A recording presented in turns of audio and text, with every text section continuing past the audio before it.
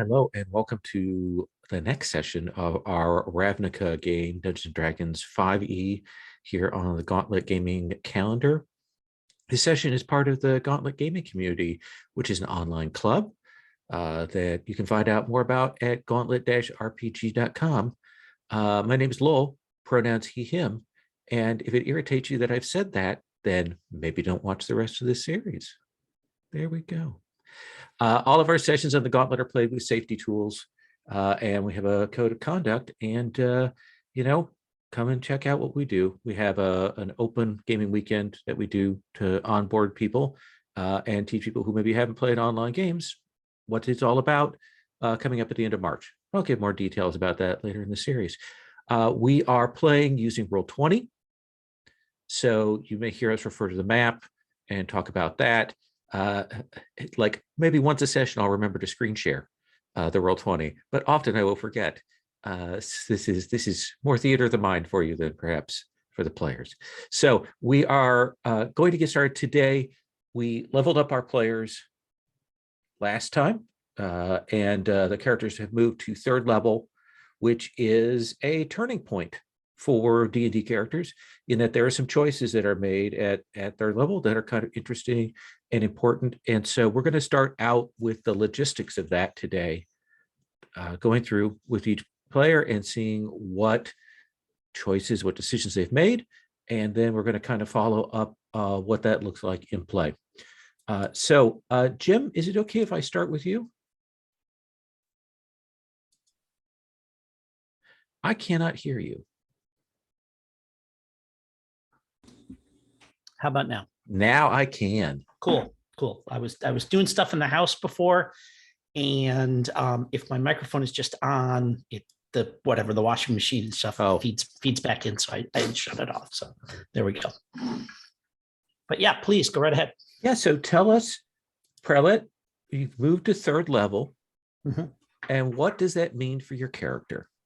So for clerics, it actually doesn't mean a heck of a lot. It means I get access to 2nd level spells. Okay. The really cool stuff for clerics actually happens at 2nd level when you get access to channel divinity. Okay. So I kind of started with some extra cool stuff. 1st level, you just have some spells. 2nd level, you get the ability to kind of channel the power of your, whatever your pantheon is into some other ability stuff like turn undead and things like that. I have, because I have order as my domain, that gives me access to some stuff like I can burn it to get a spell level back, things like that. But that's, kind of invoking the power of my deity. In this case, it's mostly just that I get 2nd level spells, which is pretty cool because there's some neat stuff I get access to, but I don't have a, like a fighter style, what kind of cleric do I want to be? Because I've already done that. Okay. So just to kind of give me a sense, like, what are you thinking about, like your 2nd level spells? I mean, it's a big list, so okay. I'm still kind of looking them over, but okay. Definitely. Well, and the other thing about getting 2nd level spells is that now I can cast boosted versions of my 1st level spells. Okay. So I can use a 2nd level spell slot to get extra juice out of like my heals and stuff like that as well. So that's something that I got to keep in mind as we're playing along. Okay. That sounds good. Yeah, I see your little. Okay, there are a lot of spells for your level 2nd ones. Hold person. It's such a classic. Okay. Well, that is good to know. That gives me a sense of where you're at. Joel, what about for you, for Serket? For Druids, it's kind of a similar boat as Jim. We choose our subclasses at 2nd, so I was already a fancy Druid while you guys were all average. But I get 2nd level spells also. And with the Circle of Spores, we get blindness, deafness, and gentle repose prepared at all times. So those are kind of like 2 default ones I have. So I'll be able to preserve any bodies we come across and, stop people from seeing or hearing things. So that'll be fun. Good. That's a nice and gruesome thing that you have there. I like that. All right, all right. For both you and Jim, what I'll probably talk about is we'll talk about what in game it looks like. Like, what is there like a thing that we see with second level? Is it just an elevation, or is there some ritual or something that you undergo for that access? We'll come back to that. Yaros, our rogue. All right. Well, unlike the cleric and the druid, who were apparently very special, unique snowflakes from the beginning, I was just, a rogue, just vanilla bog standard rogue. But now I am an arcane trickster. Okay, and what does that mean? So it is a rogue who also has picked up some arcane magic. And so typically for arcane tricksters, your magic is kind of meant to focus around enchantment and illusion spells. That's sort of the name of trickster might imply. I definitely felt like that was a fit for Yaros and kind of what I've been liking to do with him as a character. So I'm excited about that. And so I got to pick spells. I got to pick, you get 3 cantrips. One of them is automatically Mage Hand. My Mage Hand can be invisible if I wanted to. Okay. As just part of the deal. And then the other 2 cantrips that I chose are Prestidigitation. That's going to be a fun one to say. Yes. And Minor Illusion. Okay. So I like both of those because they're both a little bit showy in some ways. You could do tricks with them. I think it kind of goes with that idea of the Rakdos Guild, but also there's a lot of like fun things I think that you could use them for in terms of problem solving through different situations. So I'm excited for that. First level spells. So I can cast 2 first level spells a day, and my choices are Silent Image, Sleep, and Snare. Okay. These are all good spells. Yeah. So again, kind of going with, I don't know, things that maybe more, well, I guess, sleep could certainly be used in combat, but more than combat orientation, more things around sort of positioning us in the fiction to be successful, possibly outside of combat, which, I think is kind of fun and kind of a good rogue thing to do. So that sounds good. Yeah. Also, I'm sure I'm going to be citing this because, as you know, I'm always trying to get that sweet sneak attack damage. Right. So first of all, my sneak attack damage went up to 2d6. And I also gained this ability at level 3 called Steady Aim, which basically is there's a whole 5e, rules, lawyeries description. But I feel like what it is if you forego your ability to move on your turn, and if you forego that movement as a bonus action, you can give yourself advantage on your attack. Oh, that's nice. Yeah, that's It's great. taking extra time to aim instead of moving, and so and anytime you are attacking with advantage as a rogue, if you hit it, is a sneak attack. So I will be, expect me to invoke that Steady Aim. Absolutely. Set yourself in position, and then I'll have people run up and threaten you. So we're all good. There you go. Perfect. Awesome. Which last but not least brings us to Turgan. Okay, so barbarians, similar to fighters, choose their sort of path at this level, and they call it the primal path. I'm half torn. I've been half torn all week between 2, but so I will tell you. Sure. The first one was Path of the Berserker, which gives you at 3rd level they can choose to go into a frenzy when I rage, which gives me another. I can use my bonus weapon to make another, or bonus action to make another attack. Okay. The downside is when I come out of that, I have a level of exhaustion that I suffer. And mechanically that is appealing, but for whatever reason, when I first looked at the paths, the one that for whatever reason just leapt down at me as something I thought would be interesting is Path of the Ancestral Guardian, which has sort of and I'm thinking from a story perspective and my character with backstory, I that's the one I'm leaning towards. Yeah, you have that site that you take care of, right? Yes, and then also with some of the other backstory, and so I'm 99.999%. That's the one I'm going to click on here. Okay. And what that basically does is at third level, there's something called Ancestral Protectors, and that when I'm invoke that rage, spectral warriors that are your ancestors appear around you, and whatever creature I attack first, they kind of swarm on that creature, and then that target has disadvantages on any attack roll that isn't against. There's a whole, like, to Tim's point, there's a whole rules lawyery thing, but it invokes some sort of disadvantage on that that enemy, and that, like I said, that goes on until I have to read it. It's an entire paragraph of legalese that I have to But basically, figure out. But they are a distracting attacker that yes, draws attention and puts them at disadvantage to nearly everything that they're doing for a moment. it's essentially, and I'll take a harder look at it to be sure we're not overusing that, but that is, they don't do damage or anything. They just like distract and swarm. That then it continues to kind of build as you go up in levels. But that's the one. And can I ask a question, just mechanically speaking? Yeah. How do I invoke the character mancer? Do I have to set the experience points up to the next level? Yes, set them to 901, Okay. and then it should give you a thing to click that'll move that forward on that. Okay. Okay. Ta-da! So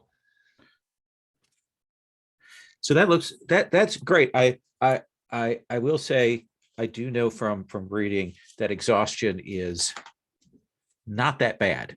no, it is not. It's surprisingly it's kind of weak. So like, I think the first disadvantage you get is like disadvantage on ability score, like ability rolls, and like I can count the number of times on like one hand I've done a straight up ability roll in a 5e game, right? Like it's usually something, it's usually an attack. You have to get 2 or 3 before it's even a saving throw. And I don't know, man. I like, if you accumulate 6 levels of it, you die.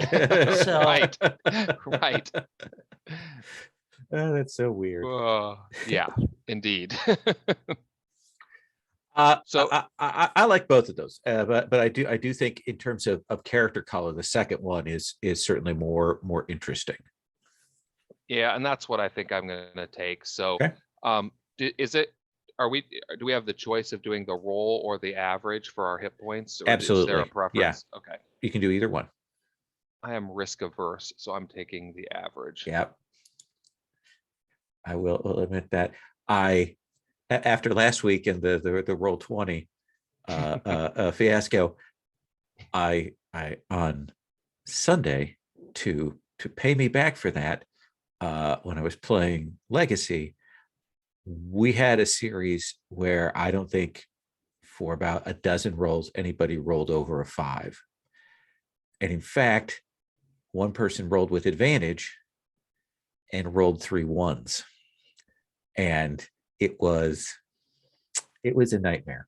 So risk averse is good.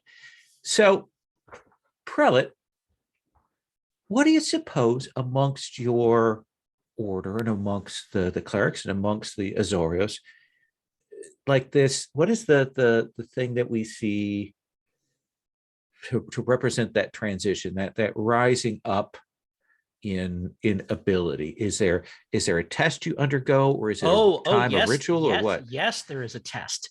There's a test, and the test has a written component, a practical component, and like an oral quiz as well, right? So there's like a written thing, you have to demonstrate your skills, and then there's like a 3-judge panel that questions you on not just like, do you understand how the spells work, but like, what is the moral valence of using hold person on someone, like that kind of thing. And so assuming that you pass all three levels of that, then you are granted access to second level spells, which is to say, you are like they take out my essentially what amounts to a personnel file and they stamp it saying that I'm authorized to use second level spells. And because of our devotion to law and order, being granted permission, by the guild, by the Senate, to use those spells, like, kind of the power flows through you and then you can cast them. Absolutely. Do you think this is the first time you've taken these tests? No, I took them at first level and Okay. second level, and this is a gig where regular. Let me ask you this Yeah. then. Here's a second question. Is this a relatively easy test? Like, okay, that's a driver's test, or is this more of like the bar exam, and there are people in your order who have taken it multiple times to level up? Oh, that second thing for sure. Okay. All right. Yeah. What is the physical token or trinket or object that you are given to symbolize this? I think that it is, you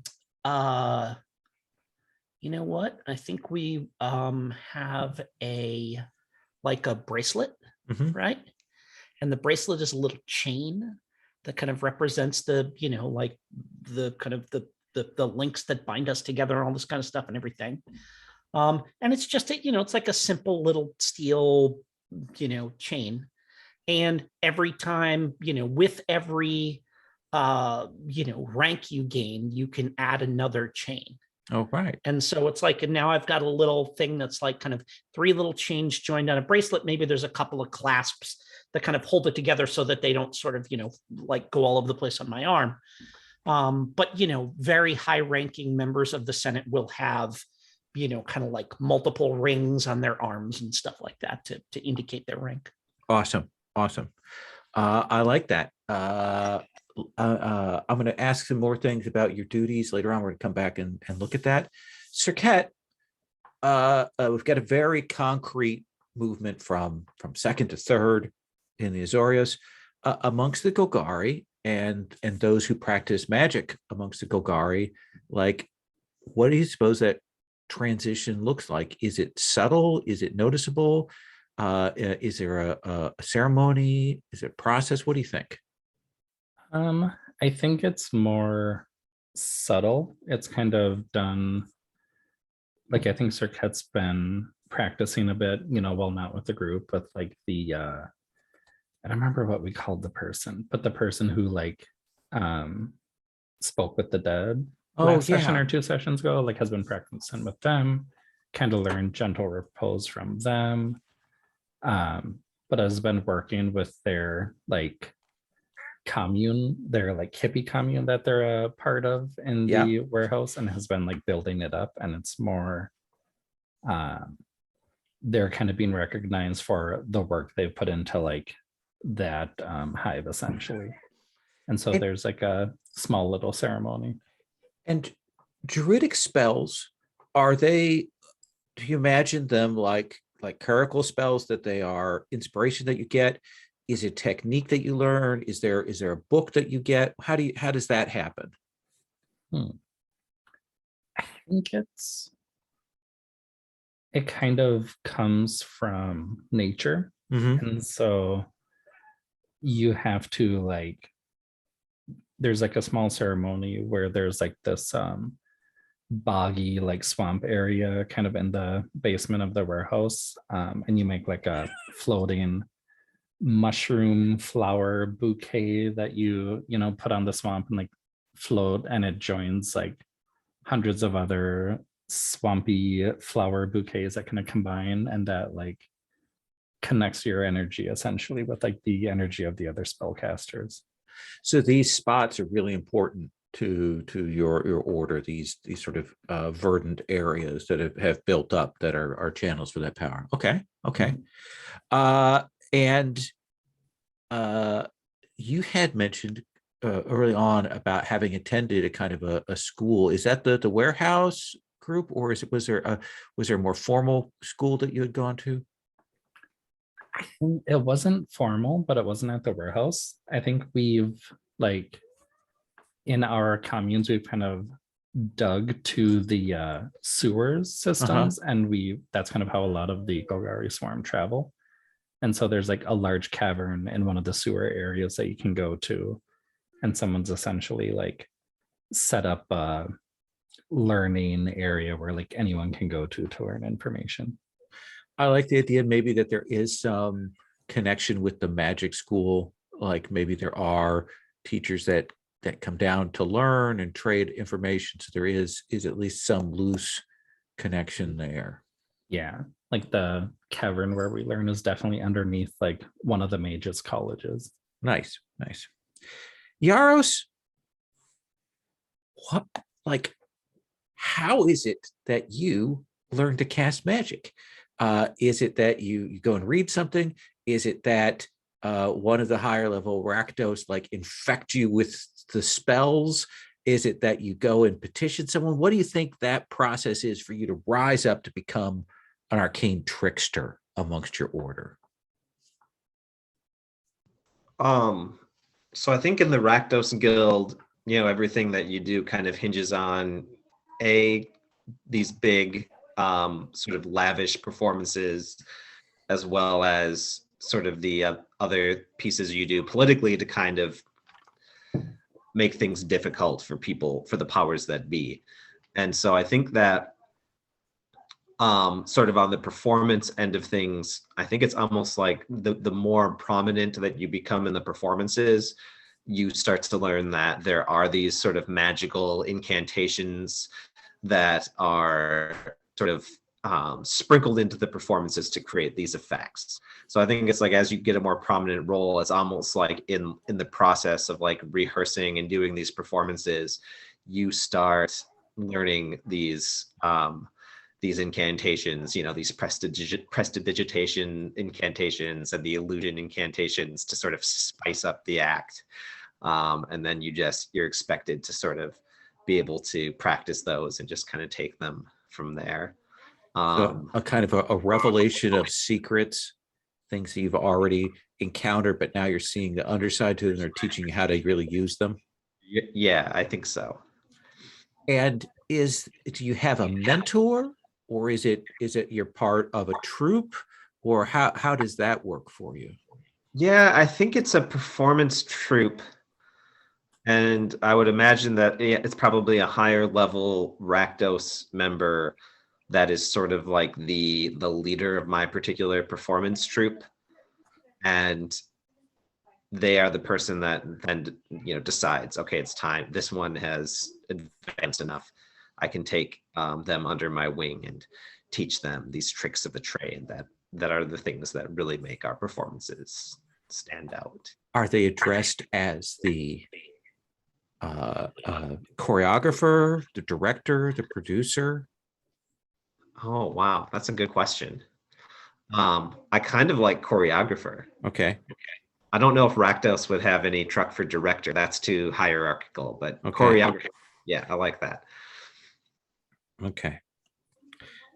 I like that.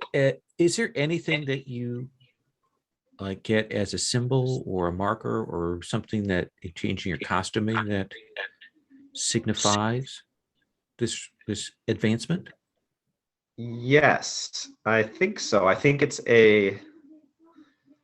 sort of like a necklace, like this kind of wrought iron chain necklace, super like kind of like angular and like kind of like, I don't know, like the Rakdos look, angular and spiky stuff, but it goes around your neck. And then I think on the end of it, there's like a sort of the Rakdos Guild symbol, which is sort of like this sort of like half mask symbol that's supposed to resemble, the demon Rakdos's face, or a stylized version of his face. And that symbolizes that I've sort of been kind of taken the next step in the order. I don't know. I was sort of thinking like maybe there was something I had to do, like I had to like interrupt like a prominent politician's speech or something. Like I'm imagining like this senator is out like giving this public policy speech, about how we need to clean up the riffraff off the street, and maybe like I had been taught this sleep spell, so like I shimmy up a pole and shimmy up a lamppost in kind of the back of the crowd and like blow some sand and say the incantation, and right in the middle of the speech, he kind of just slumps over and Perfect. snoring. And it's sort of, when I go back to the Rakdos, it's sort of like, okay, you've made it, you can use this to help us, so You've proved your chops. exactly. They're willing to have you move on. Excellent. Torgen, let me get or Turgan. So this is probably something where you're drawn back to the site that you're protecting. What do you suppose that call is like? Is it something that you just innately sent? Is there a vision? Is there a voice? What is that gives you that call to go back to there? Yeah, so I think he has a vision, or he has some sort of in his dreams or nightmares, probably about the images of his father and those sorts of things, and it draws him back to the sacred place. I think the visions guide him through. I imagine him guiding him through a ritual where he, either through the help of other members of the clan, he has, if this is too gross, just tell me, that's fine. But Sure. like he ends up with a piece of his father's horn, right? And it's all I'm envisioning in my head where it's almost like created into like a fetish with different as a talisman, and that he now wears that with him, and that is kind of maybe part of the source of his connection with his ancestors. When you summon this, do you imagine that it's is it a generic group of ancestors, or is there a figure that dominates that? What do you think that connection is like? Does it vary from like summoning to summoning, or are you tied to someone? Good question. I think maybe it varies on the situation, in the sense that depending on what the need is, because I do think at later levels there are additional connectivities to the ancestors, so maybe that it is somewhat random, depending on the situation that he is in at that particular moment. So yeah, I like that, and I like that over time, the more you do this, you are learning more about your ancestors. That's kind of the process that you're building up. Tell me, this site that we've established that you're protecting, that's kind of tied to you, what is that like? Because it kind of tied into, and it certainly has some connection to your role as a rule and so on. What do you think that is? Yeah, this is something I was actually looking at. I don't know if you guys have ever looked at like some of those pictures online of like old abandoned like cities and things like that that have now, as kind of to put myself in that headspace. And so I kind of had this thought that deep in the ruins somewhere, he discovered this spot where it's in sort of like a collapsed old ruins of a building, and you have to, like, it doesn't appear like anything's there, but you work your way kind of scrambling through it, and you kind of come out into an open area kind of in the middle of it all that is, there's just small amounts of openings in the top, so light comes through, and there's an old like fountain and a tree. In pictures of like Angkor Wat, you have like the roots of the tree kind of all grown around over, the fountain and everything, and there's just it's a and there's still water that kind of occasionally it kind of works through the fountain and everything, and so it's just sort of this magical spot that is a bit of a shrine to their clan. With I that think they kind of, value any types of sacred spots like that. so with this sort of fountain that is still working, maybe a little more sluggishly than it used to, but still there, are you imagining that the tree is on like one side of it and the branches reach around, or is the tree above it with the roots kind of forming, like lifting it up above that?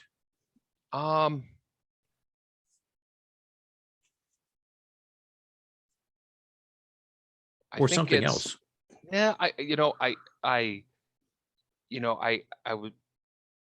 think maybe it has grown up to it's kind of beside it and it's wrapped all around it, Mhm. and it kind of, on one side it's a little more open, and some of the like the fanciness of the statue, whether it's a face or whether it's different ornateness, shows through there, and so it kind of is framing that like Okay. kind of like you'd imagine a shrine is framed in the branches, or the roots of the tree.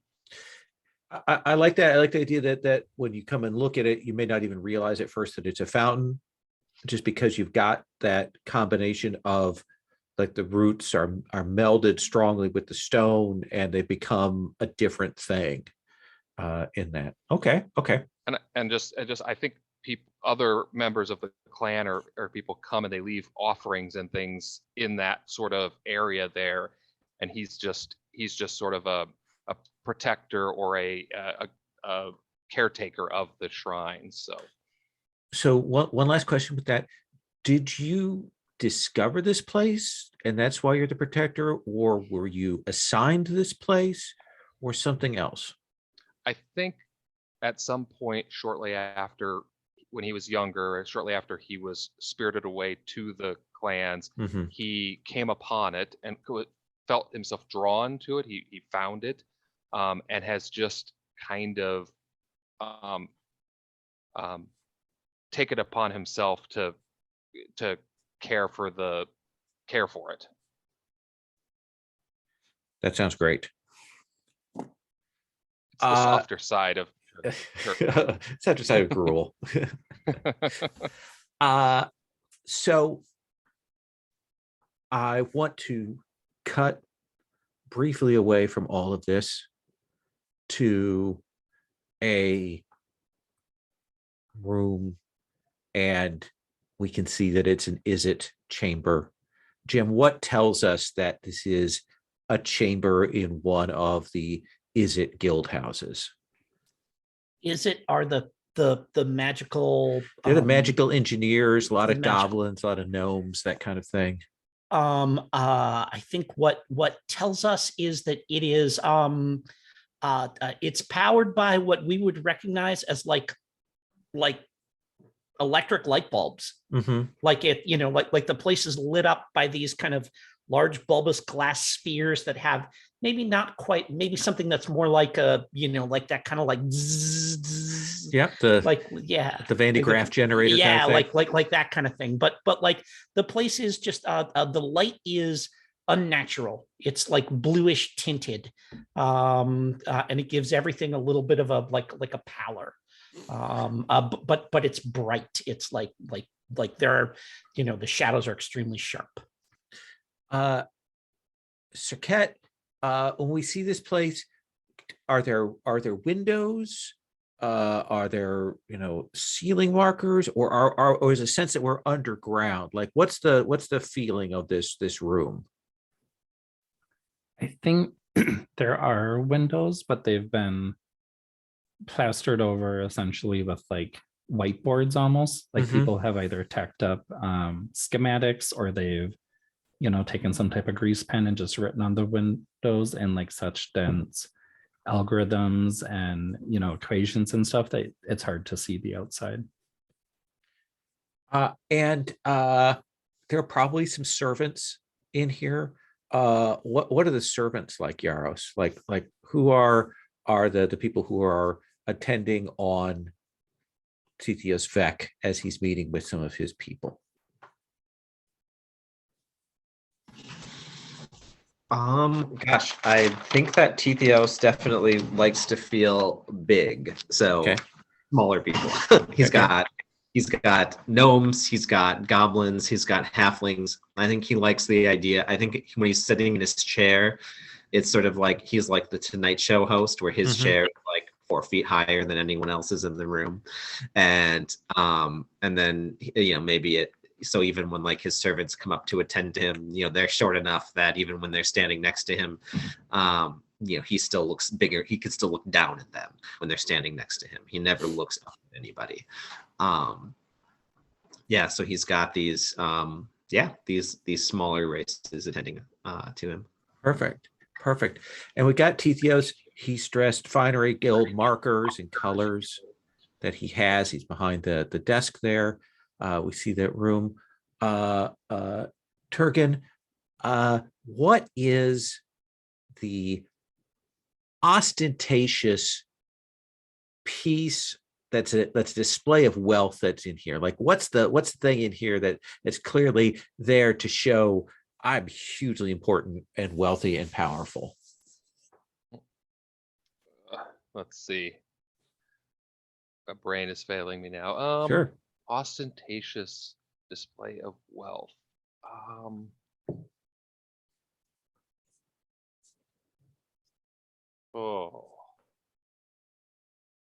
Trying to. If anybody has an idea, help me out, because I'm. Yeah, so poll the table. If anybody yeah. have some ideas, And whatever it is, I think it has to be made of like solid gold, encrusted with jewels, something like that. Well, I was actually thinking of like this enormous like spread of all of the most decadent and expensive foods, and it's just sort of like spread out on a table, but he's not really he never really touches any of it. That's what came to my mind. Or he has a little nibble, and then eventually it all gets thrown away. But then and then shortly later, then they refill it with all of the all of the delicacies again. That's what was in my mind, but I don't know what you guys are thinking. That works for you. As you were talking, I started to think too of a giant statue of himself in some sort of resplendent Napoleonic stance or something. And I think it's certainly not made of something as simple as gold. It's like, elemental iron from the heart of the plane of fire or something like that. Right. That glows with a, like a cold light or something like that. Like, I mean, it's very clearly made out of something incredibly exotic that everybody else that's into that place has only ever seen, like a coal-sized lump of, and he managed to find a block of it somewhere to get some dwarfs to carve this statue. Yeah, that's kind of cool. Maybe some horrible rumors that he stuffed someone inside of it and that kind of thing. I like that. I do like the resplendent buffet off to the side, and Vec is there, and we will see that he now gestures, and the servants move out. We'll see 3 figures there. We'll see Nam of Gray, his right hand whisperer of secrets, this goblin who's seated, hand maybe moving a little nervously there. We see then sort of with shadows extending out from her, that wing kind of folded down, that angel, the Seraph of Chains.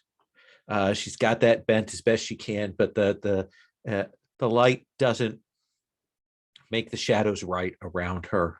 And she is sort of standing at attention. And there is a third figure, kind of cloaked, a human, and he is saying, so the operatives were unable to track down this thief, this Vendaga. There was some success, but some of our other agents failed in their tasks. And he puts his hand up and says, "Where is the potion now?" It seems that Vendaga went to the racetrack, following the instructions that were contained in the box, and was going to attempt to fix a race when she was intercepted by the Azorius and arrested, and she has been taken into custody. The item has been taken into custody. The papers have been taken into custody.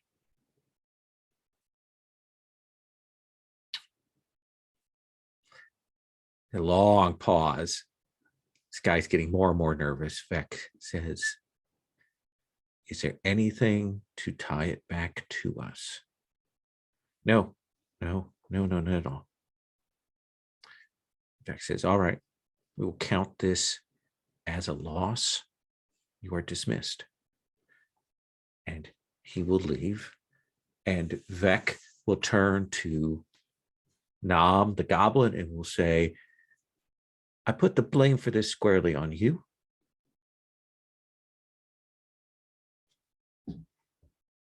Just realize that."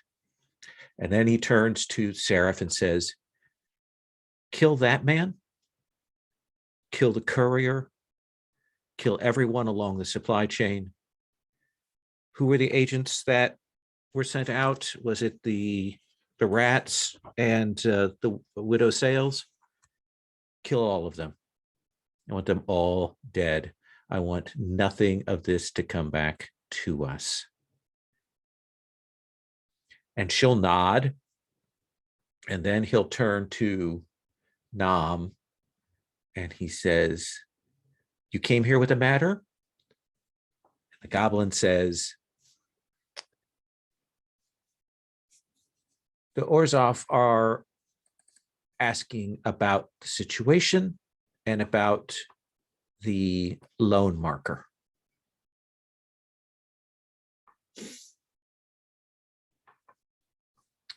"Put them off further," says Vec. "Put them off more. I don't like this.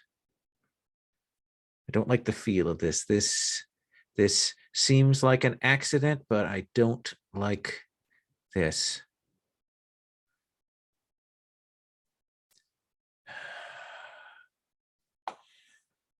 "Proceed forward.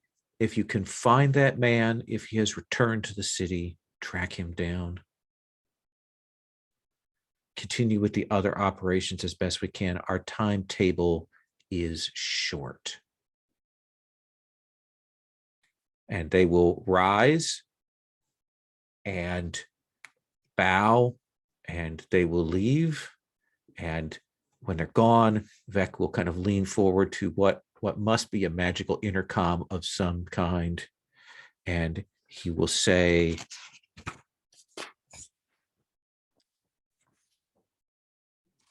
"Send me in Anaxios, Nam's second.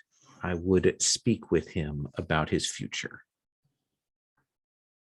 And we cut away from that. So that's our cutaway to see what's going on with Vec. He is vexed.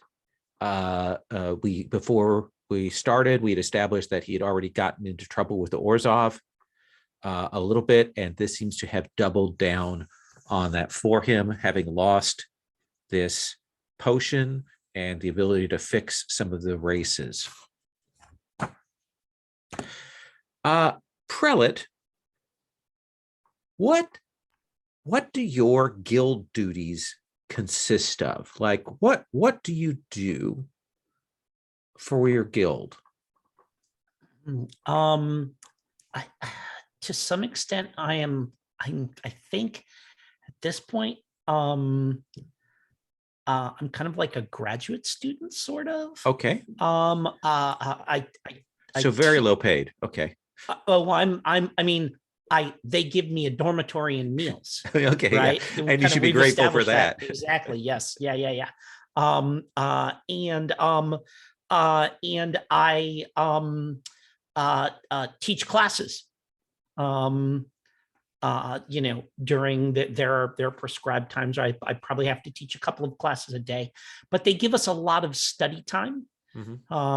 Because it's presumed that we are working on that, that we are working to advance our, our knowledge of the law and stuff like that. And I think I probably do the occasional, like shadowing a higher level cleric. Okay. And you have some notes. You kind of spearheaded the arrest of this person who was going to adulterate the races. You brought that in. You've kind of pushed on. Let's move forward on these things. Let's investigate. And I think kind of. I just want to pause for a moment. Yeah. For anybody that's tuning in, when we say adulterate the races, we're talking about actual like horse race type of things, and not like. Oh, thank you. Like species. Yes. So yes, yeah. Yeah. Okay. Essentially to fix the races at the Harrow Downs. So let me ask you where you are when your hero, Marcus Gregarius, comes to speak with you. Oh, it's absolutely a thing where I am teaching I am like overseeing, I'm proctoring an exam, I think is what I'm doing. And this is like an entry level civil. This is basically like the equivalent of the I'm unemployed and taking the civil service exam. Okay. Like that kind of thing. So like big room full of people who are, have their magical slates. Okay. With the little styluses that they take the test on. So yeah. Gregarius has a second with him. He comes in with that. He gestures for the second to take up your post, and gestures for you to come out into the hall to speak with him.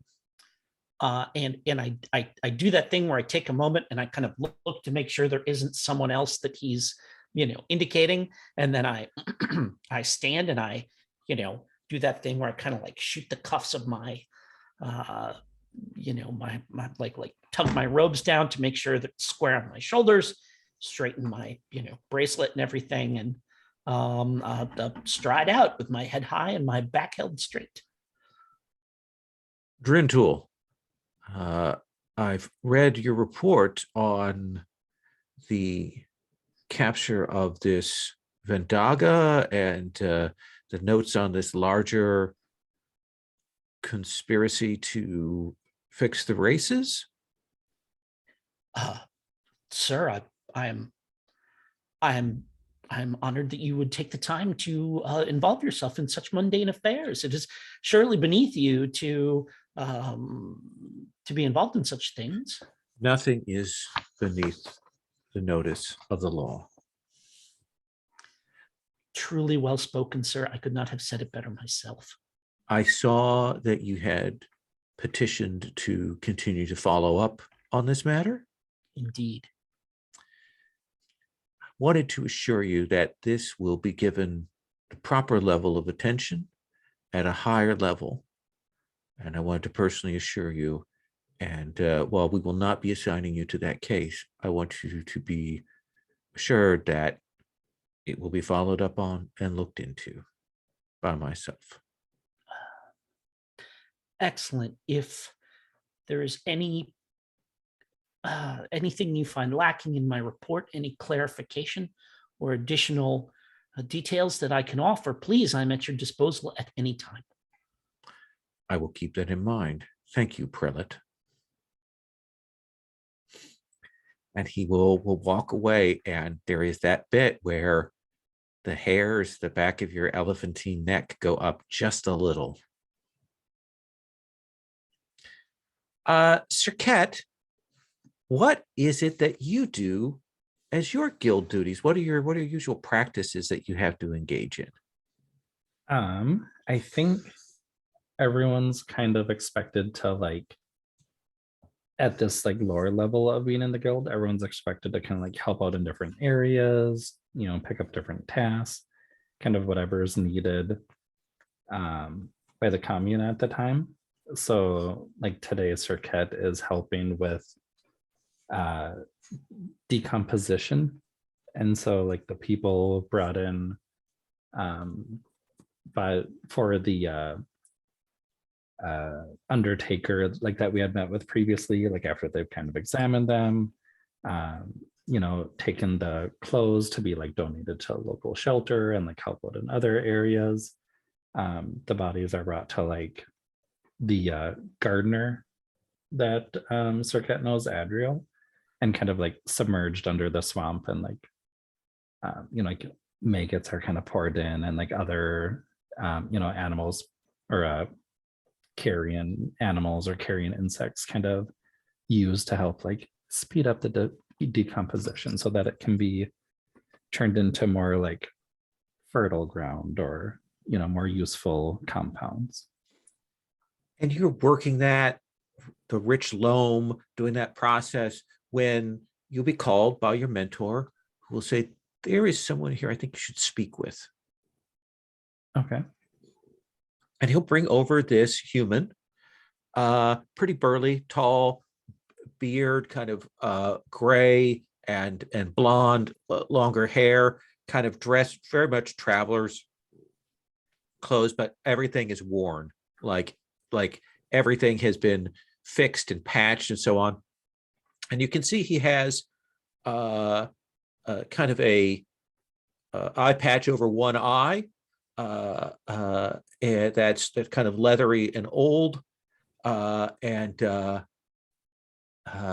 He says, oh, and what's your mother's name, Sirket? I don't think we gave her a So name. give us a name for your mother. It is it'll be Emily. Emily. He says, you are Emily's daughter? I am, traveler. Welcome to the swarm. Can we offer you sustenance? Time to freshen up? No, that is generous as is expected of your parentage. I actually came here to see your mother. I only lately returned to this section of Ravnica, and I was unaware of her passing. I'm very sorry. Thank you. She it has been some time. Your travels must have kept you away for a while, but many things kept me away. And she served the swarm both in life and in death. And you'll see him kind of you know, you've got all of this, the bugs and things in the air, and you see maybe that little irritates him a little. You see him lift up the eye patch for a second. And for a second, you see something spinning in his eye socket. And maybe even see like a little weep of blood down his face. He kind of drops that back. He says, my name is Brownthorn.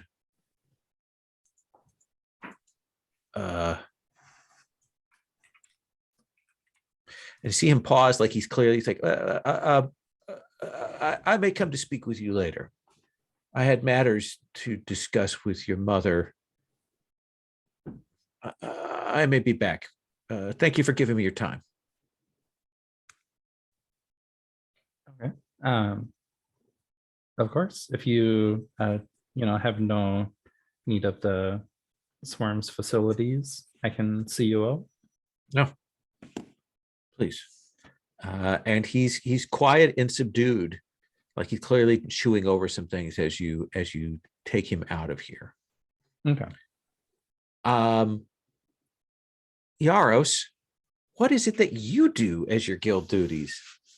Is it busking? Is it organizing flash mobs? Is it what is it entertaining? What do you think that is? I think it's really a combination thereof, you know.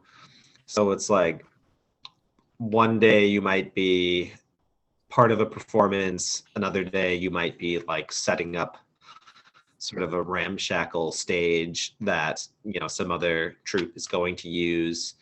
Some days you might be running grifts on, you know, on the side streets trying to raise some coin, and sometimes you're sort of, you know, just trying to interfere with the pomp and circumstance of the law and order types in the city.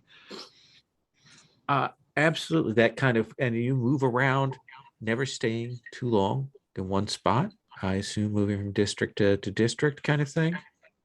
Yeah, I think that's the idea. I mean, I think there's like various sort of like Rakdos flop houses that, you know, sort of just like that's where you stay. I think the duties and the hierarchy and the way that they're assigned all kind of reflect the chaotic ethos of the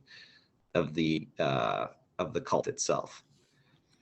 You will cross paths with an informant that you've worked with before, a person who's a friend to the Rakdos, who has given you information for by the name of Reticent Vec. It's spelled different. He always has to say that. And he says, Yaros, I have some information for you, just a little bit, something that might amuse you.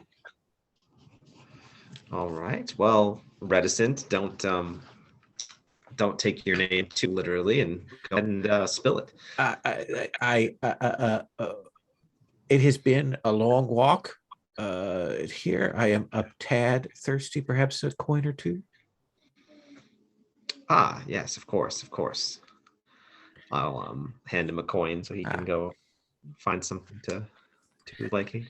Go get the strongest booze he can for the price. He says, so I understand that you cross paths with the widow Sales. I did, briefly. She didn't stick around long. Well, she has a death mark on her now, and she has gone to ground. I thought that might amuse you. Yes. Wow. Well, Reticent, you are quite the you're quite the man. I've always said that, you know. I appreciate you.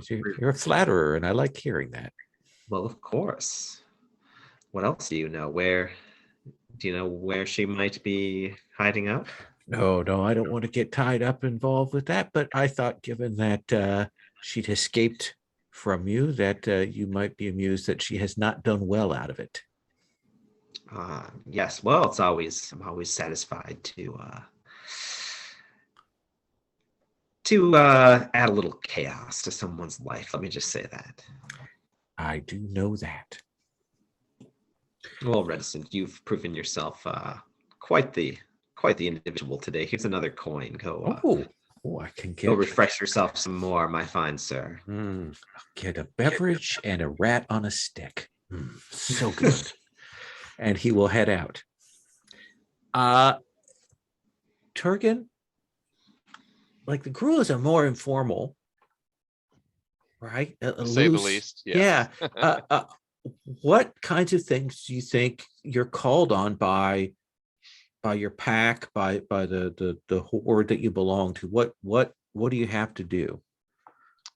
So in general, I think they are consistently tearing down the encroachment of civilization on the edges of the wild parts of Ravnica. So they may go in and knock down buildings and just create general destruction.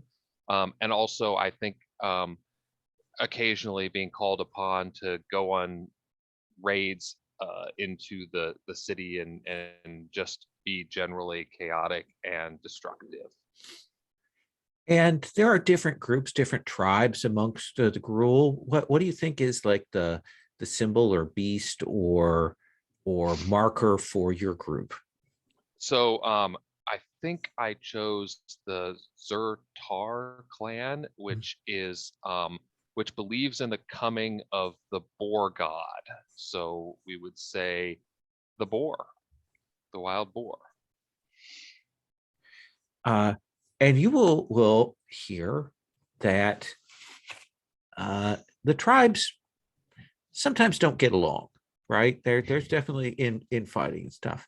And you hear some of your seniors talking about the fact that one of the other tribes, a group of rhino riders, like crossed over through your territory, heading into Ravnica on a raid, and people are kind of upset that they marched in without any consideration. They're talking about whether they want to just let them do their business or whether they want to like pursue and maybe make them realize that the people of the boar can't be quite dismissed like that. How do you feel about that? I think that he takes that pretty seriously, right? The affront to I don't think it takes much to get his ire up, Right. and enjoys any sort of tumble. So I think he's very supportive of putting anyone in their place that doesn't show, that encroaches on territory, doesn't show the right respect to their clan. Perfect. So I think we've got that kind of simmering in the background, that there's some tensions going on, possible that catching fire, which will be exciting for some people and lethal for others. Let's take our first break here. We take 10 for the first break, so let's come back at a quarter after, and we'll continue on, okay?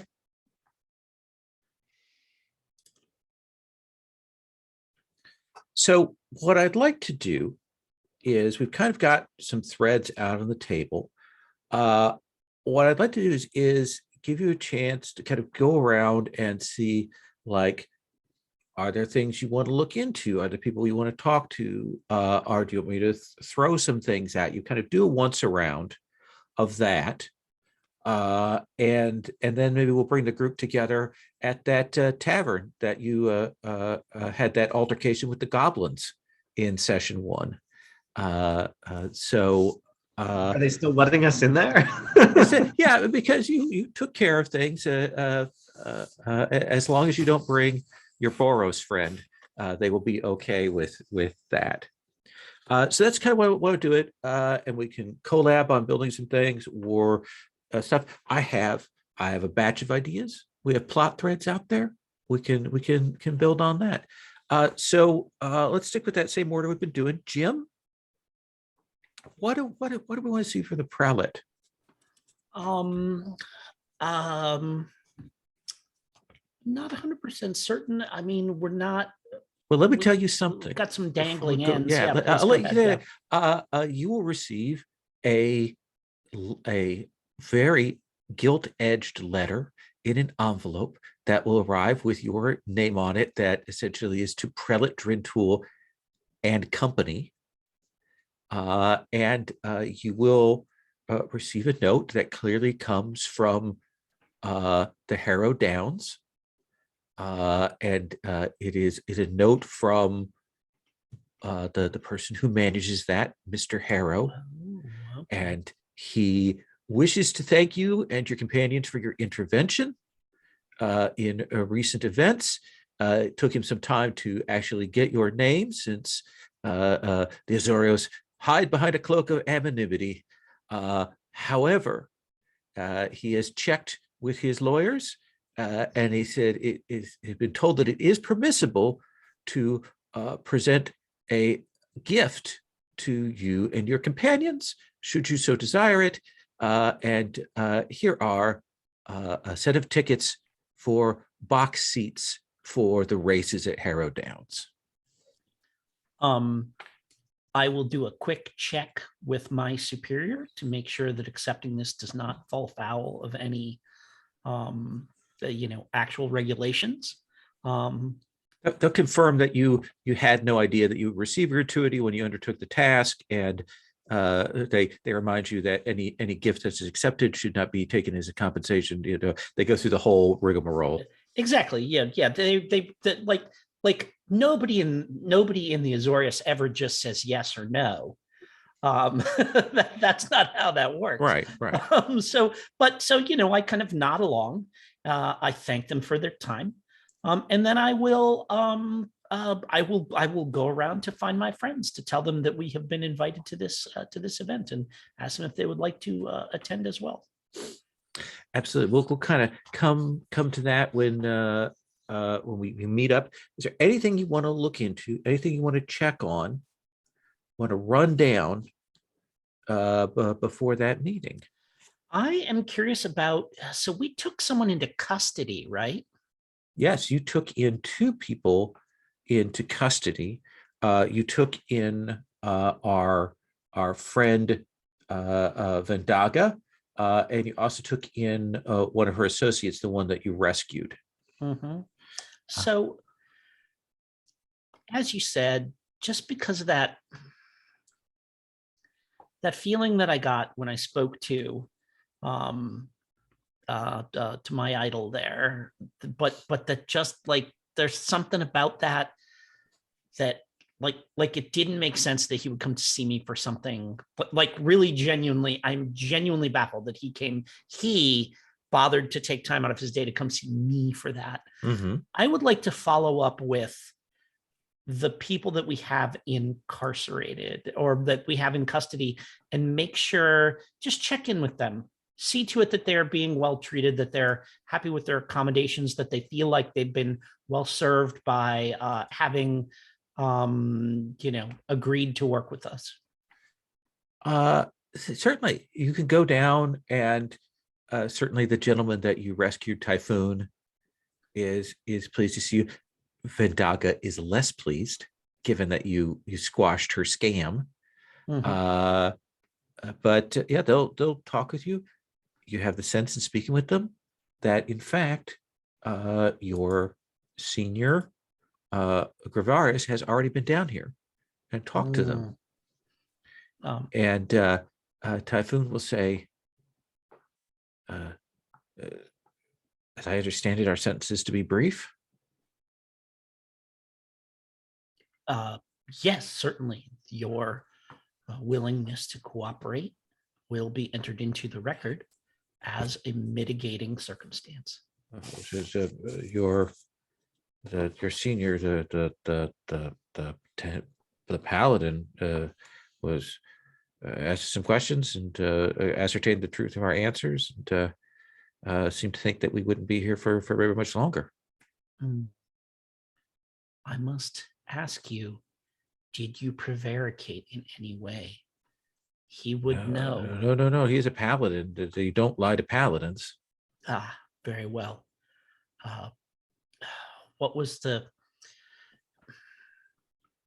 perhaps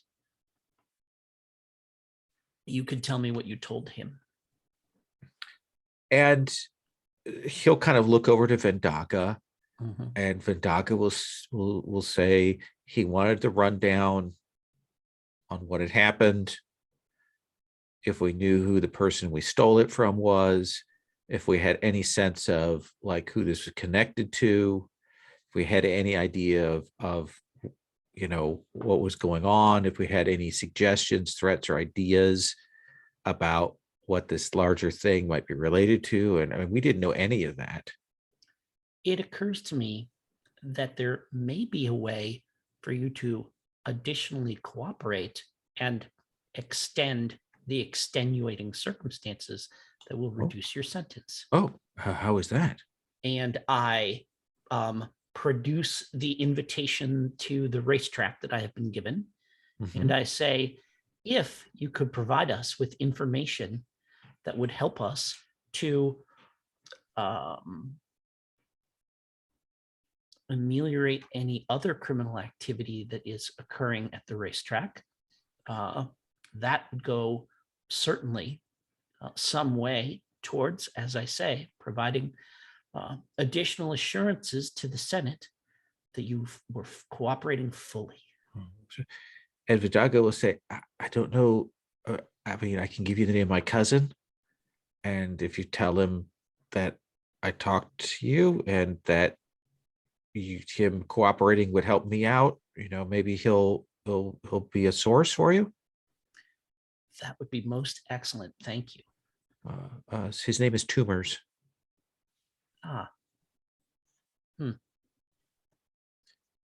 Yes, it's an unfortunate name. Is that a given name or a chosen name? That's a long story. Let us just say that it is a given name. Well then, I will speak to Tumors and let him know that assisting us will also assist you. And yeah, she is there. You can definitely see that Gravarius has certainly taken over the case, has checked in with the witnesses, has taken custody of the evidence, and seems to be on the case. Serket, what would you like to do? Anything you want to check in? You want to hit the streets? Do you have a person you want to talk to? I think, let's see. I think she'll try and like use some of her strengths that she has, and the goblin gang members that were helping Widow Sales. Like I'm assuming some of them probably had already, taken a coin from the Golgari swarm in the agreement that like when they pass on, they will, return to the swarm. So she'll like make sure that she is signed up to help out with that like autopsy and kind of preparing them for their next life essentially, and will like try and examine the bodies, see if she can figure out like where they were, any weird residues that might give her like a clue as to what's going on. Oh, I like that. Does that feel like medicine or nature? I think medicine. Okay. Makes sense. Let's have you make a roll. Okay. That was a 24. So you're kind of looking, and you will notice, some pollen that's unusual, and that's kind of in their clothing and so on. And you'll talk to a couple of people, one of your seniors, and they'll say, there is a patch on the borderlands, just on the edge of Precinct 5, where it bleeds over to some of the Boros lands, the gap between this precinct and that of the next district over. And I know that this particular set of flowers grows there quite predominantly. There are some non-Boros camps, sort of wildland border camps there. That may be where they picked that up. Well, thank you for the information. And as like a thank you to her superior, she'll like help out with tasks for the superior and kind of like menial tasks and that sort of thing. Absolutely. They always like to have you around and having another hand to help sort through the ichor and the flotsam and the jetsam. Yaros, what are you up to? I would like to find the Widow Sales, so I think I might be trying to gather any information about her whereabouts, where she's hiding out. Is anybody helping her to hide?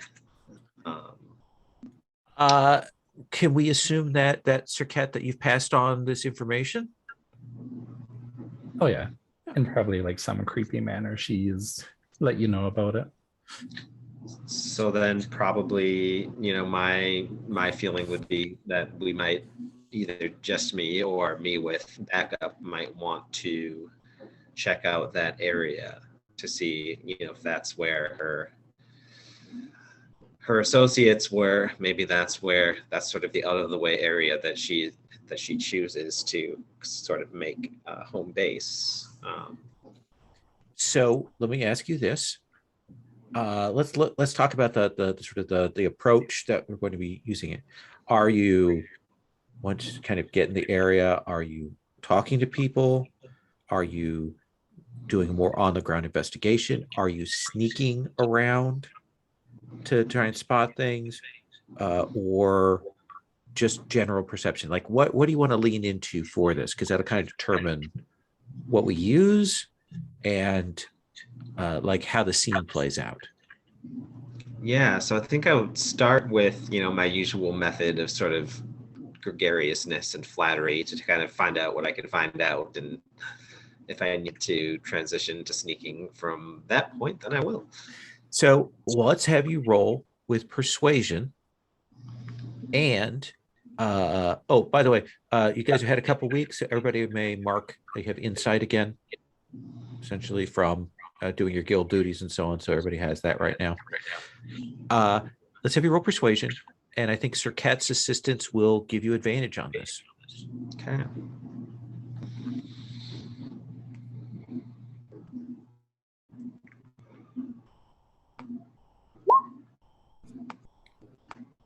So a 20.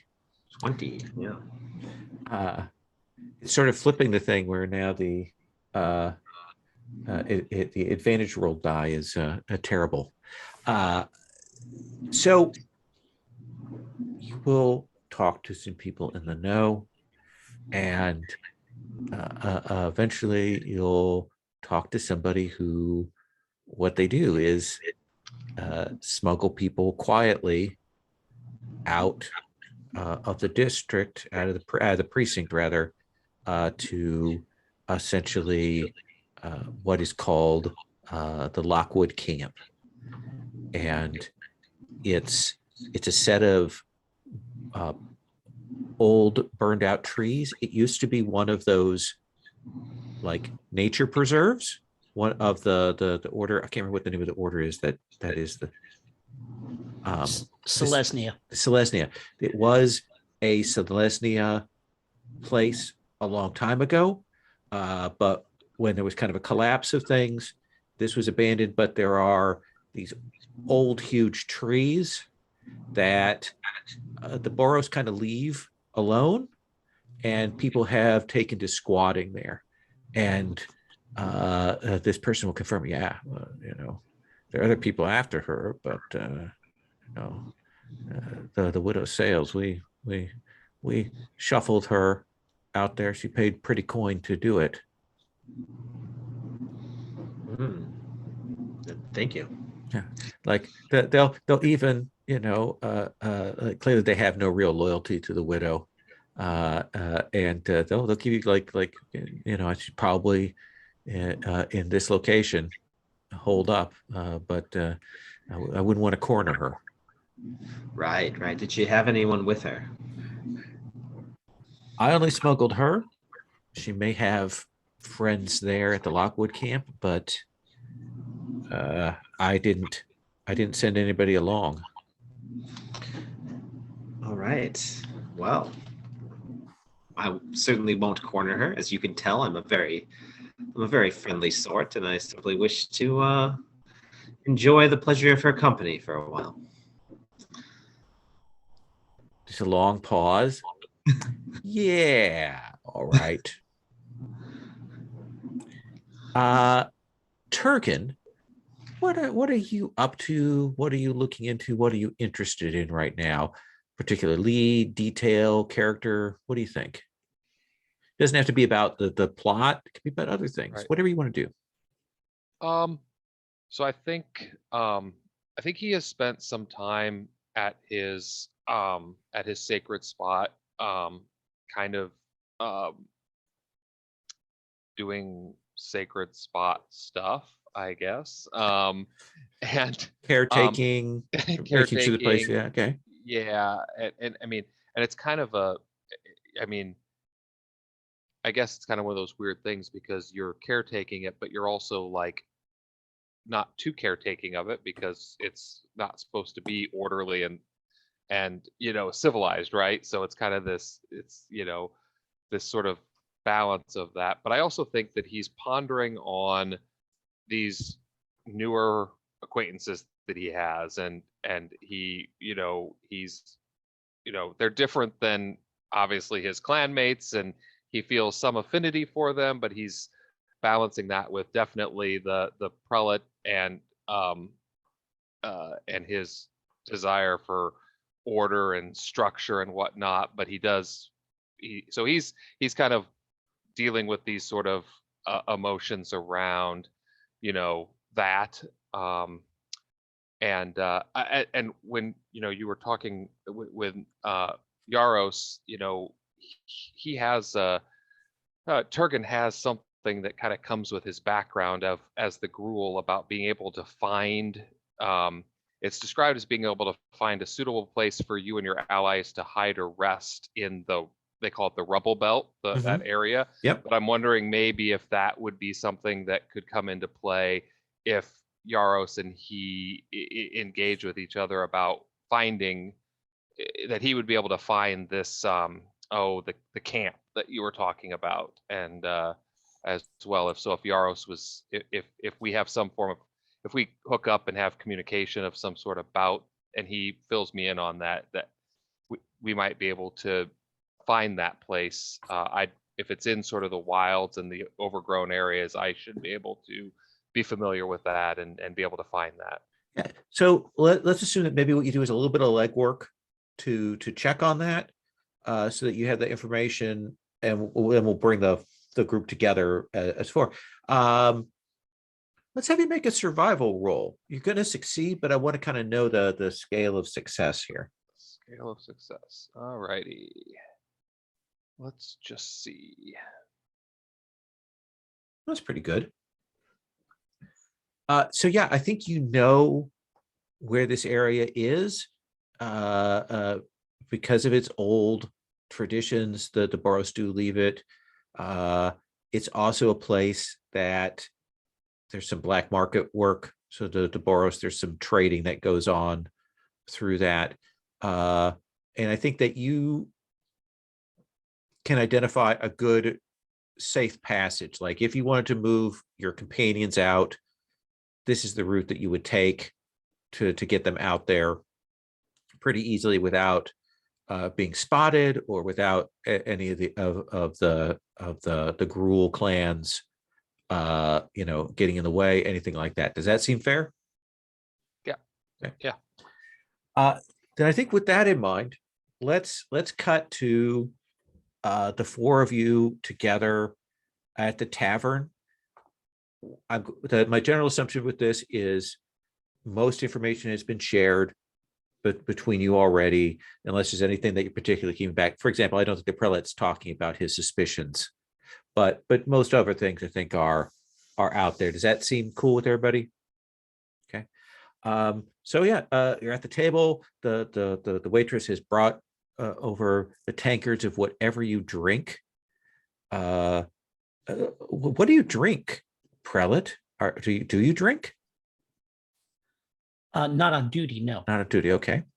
Sir Ket, what do you imbibe?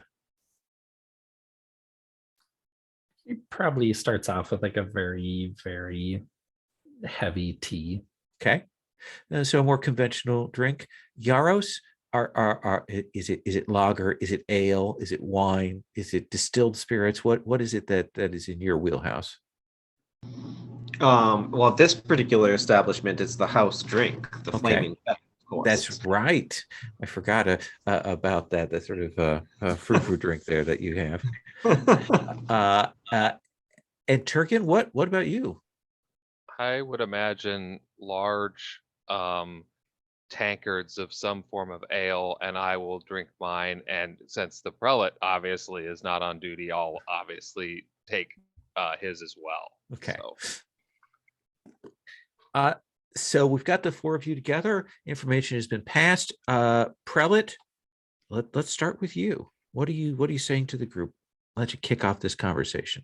My friends, I am pleased to inform you that we have been invited to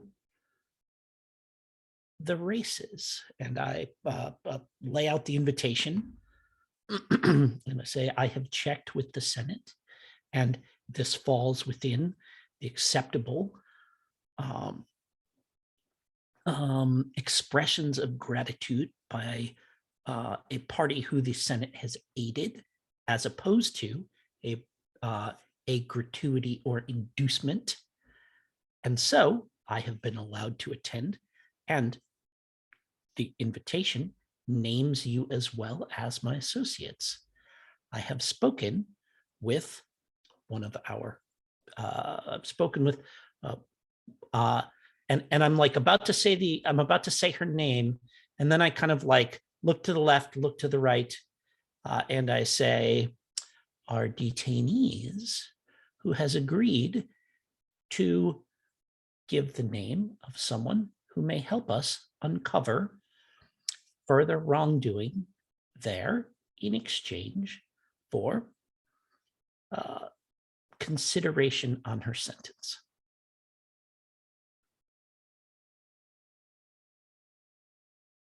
And I kind of do that thing where I just pause to see what everyone's reaction is. Well, I always enjoy a day at the races. I think Excellent. Turgan looks confused and slaps Yaros, and I say, my little jester friend, what is he saying? Are we going to the races? All this blibbity blabbity confuses Turgan a bit. That's right, my friend. The roar of the crowds, good entertainment, and more ale than you can shake a stick at. And also, perhaps some information that might lead us further along on our, the individual that we are after, you might say. Indeed, I must emphasize that we are going to further our cause, not for enjoyment. Well, one doesn't preclude the other, prelate? Exactly.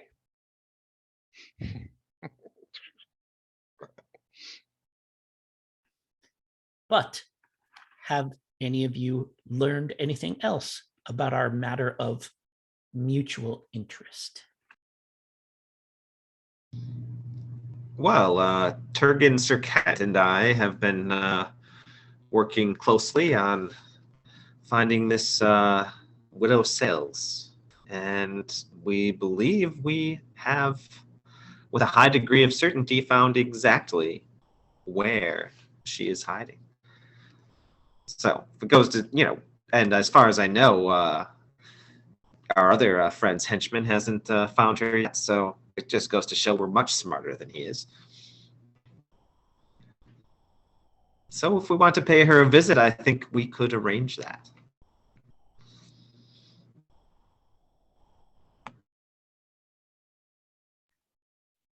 Excellent. There is no, actually, you know what, as players should ask, is there a specific time or like day listed on our invitation to the racetrack, or is it just come by at your convenience?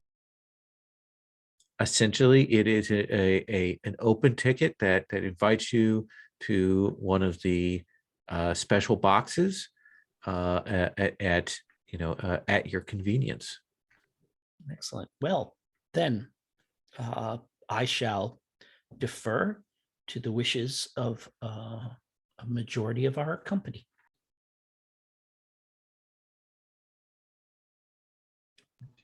Sir Cat, anything you're throwing into the conversation?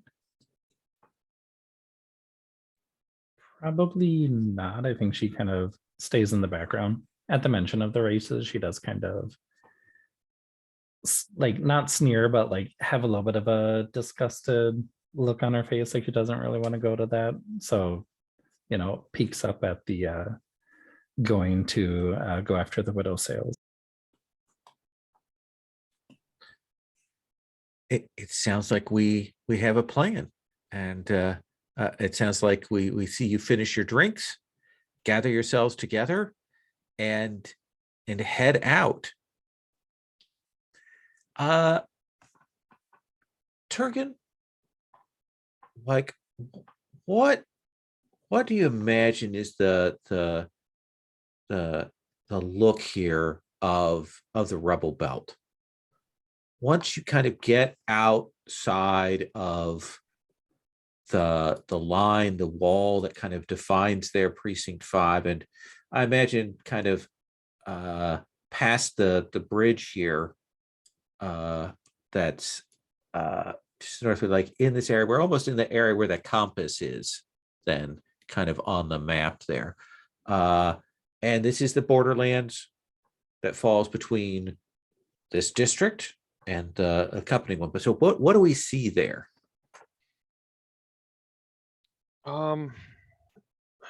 So I guess I envisioned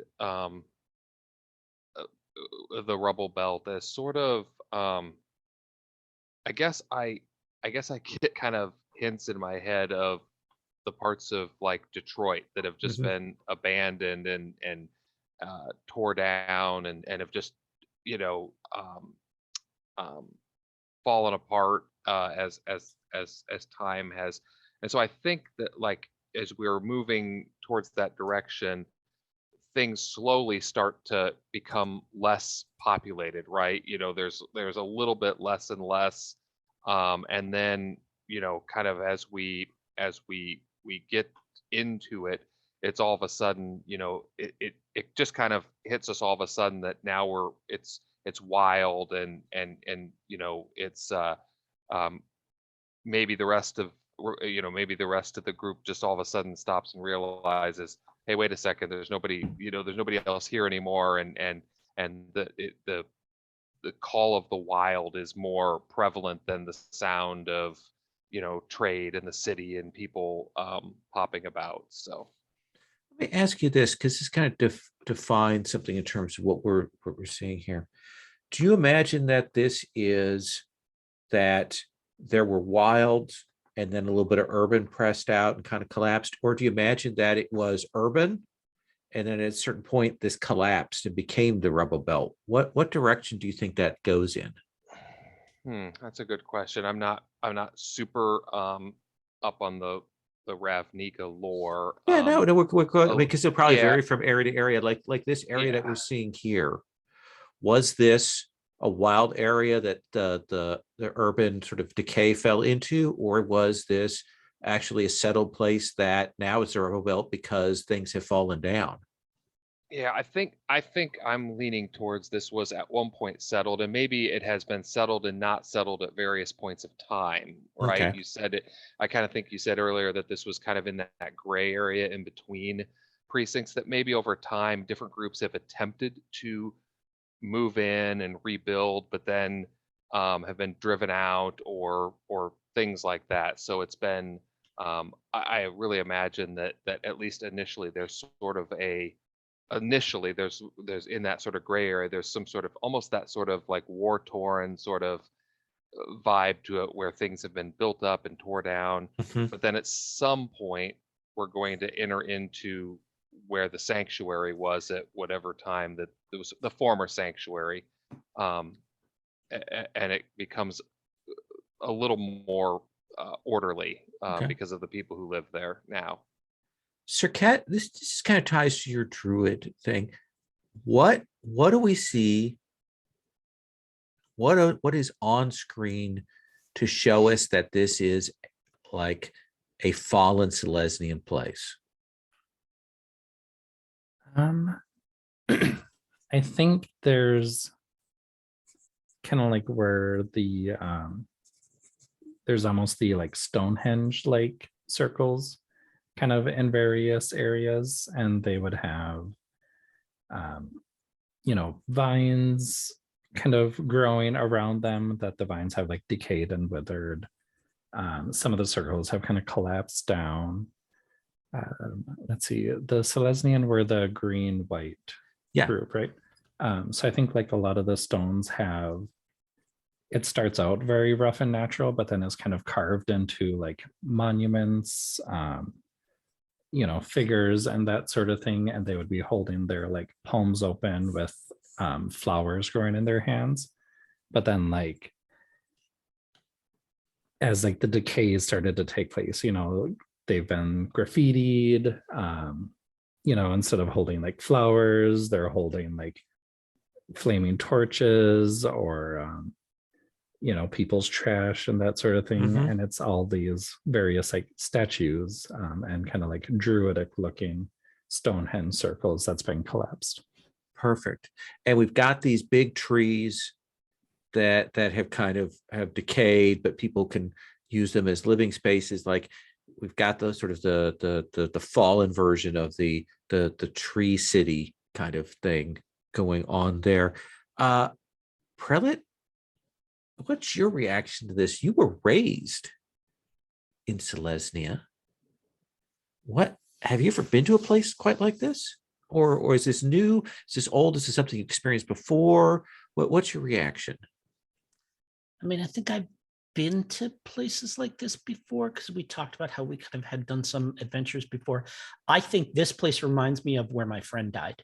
Mm. I think that's the like this is one of the areas that she went into and didn't come back out of.